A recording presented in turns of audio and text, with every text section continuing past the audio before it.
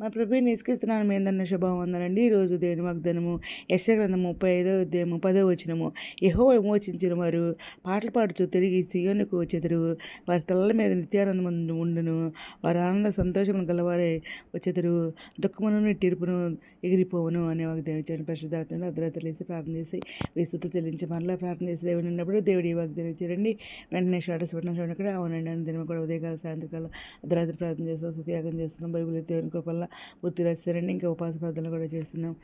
ఇంకా ఇక్కడ దేవుడు ఏమంటున్నారంటే దీనికి రిలేటెడ్ వాక్యాలు చూసుకుంటే ప్రకటన గ్రంథము 21వ అధ్యాయము 4వ వచనం దేవుడు ఏం మాట్లాడుతున్నారంటే ఆయన వారి కన్నులు ప్రతి భాష బృందం తుడిచివేయును.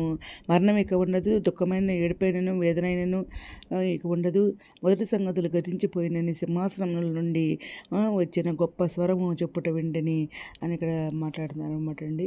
ఇంకా దీనికి రిలేటెడ్ వాక్యాలు ప్రకటన గ్రంథం 7వ అధ్యాయం 17వ వచనం దేవుడు ఏం మాట్లాడుతున్నారంటే ఎలయనగా సింహాసన మధ్యమందుండు గొర్రెపిల్ల వారి కాపరి అయి జీవజీవన బొగ్గుల ఎద్దుకు వారిని నడిపించును. దేవుడే వారి కన్నుల ప్రతి భాష బిను తుడిచివేయును అని అంటున్నారండి. ఇంకా దేవుడు ఇంకా మాట్లాడుతున్నారంటే ప్రకటన గ్రంథము 14వ అధ్యాయము 1వ వచనంలో దేవుడు ఏం మాట్లాడుతున్నారంటే మరియు నేను చూడగా ఇదిగో ఆ గొర్రెపిల్ల సీయోను పర్వతం మీద నిలవబడి ఉండెను. ఆయన నామమును ఆయన తండ్రి నామమును నొసళ్ళయందు లిఖింపబడి ఉన్న 144,000 మంది ఆయనతో కూడా ఉండేది అని ఇక్కడ రాయబడి ఉందనమాట అండి. ఇంకా మరి యెషయా గ్రంథము 51వ అధ్యాయము 11వ వచనంలో దేవుడు ఏం మాట్లాడుతున్నారంటే యెహోవా విమోచించిన వారు సంగీతనాదముతో సీయోనుకు తిరిగి వచ్చెదరు. నిత్య సంతోషం వారి తలల మీద ఉండను. వారు సంతోషానందం గలవారవుదురు. దుఃఖమును తీర్పును తొలగిపోను అని దేవుడు ఇక్కడ మాట్లాడుతున్నారండి. ఇంకా జెఫన్యా గ్రంథము 3వ అధ్యాయము 14వ వచనంలో దేవుడు ఏం మాట్లాడుతున్నారంటే సియోన్ జనులారా ఉత్సాహధ్వని చేయడి, ఇశ్రాయేలు వారా జయధ్వని చేయడి, యెరూషలేము నివాసులారా పూర్ణ హృదయముతో సంతోషించి గంతులు వేడి అంటున్నారండి. ఇంకా 15వ వచనం కూడా చూసుకుంటే తాను మీకు విధించిన శిక్షను యెహోవా కొట్టివేసి ఉన్నాడు.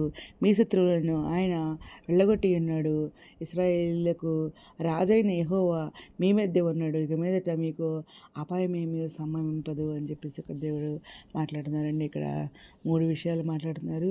నిత్యమైన సంతోషం ఫస్ట్ విషయం, నిత్యమైన సంతోషము, దుఃఖము తొలగించుట అని ఇక్కడ ఈ వచనాలను చెబుతున్నాయి. ఇంకా 2వ వచనం చూస్తే విమోచింపబడిన వారు సీయోనుకు తిరుగుట. ఇంకా 4వ వచనం చూస్తే పాడటము మరియు ఆనందించటము చేయమంటున్నారన్నమాట.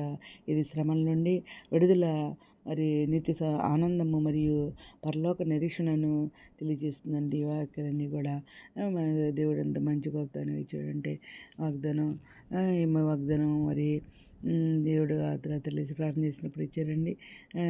దుఃఖం నెట్టుకుని తొలిపోను అని చెప్పేసి దేవుడు మాట్లాడారనమాట.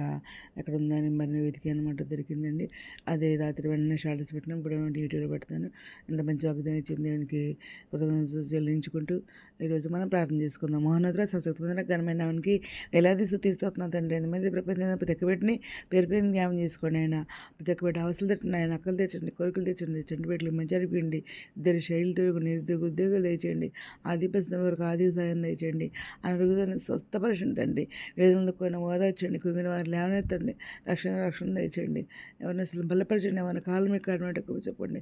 ఇతరులకు రానే అన్నారు, మీరు ఇష్టమైన మీ అందరూ సిద్ధమంటే చెప్పమని, అతడు గుంపులు ఉండే భాగం దయచేయమని మా ప్రభు పేరు చూడండి యేసుక్రీస్తు పరిశుద్ధమైన నామమున అడిపెట్టుకుంటూ ప్రార్థిస్తాం తండ్రి. మేము మీ అందరి ప్రార్థనలో మా కుటుంబం నుంచి కూడా పే ఇచ్చి మనం చేసుకుంటున్నాను. ప్రభు సేవలో మీ సహోదరి. God bless you.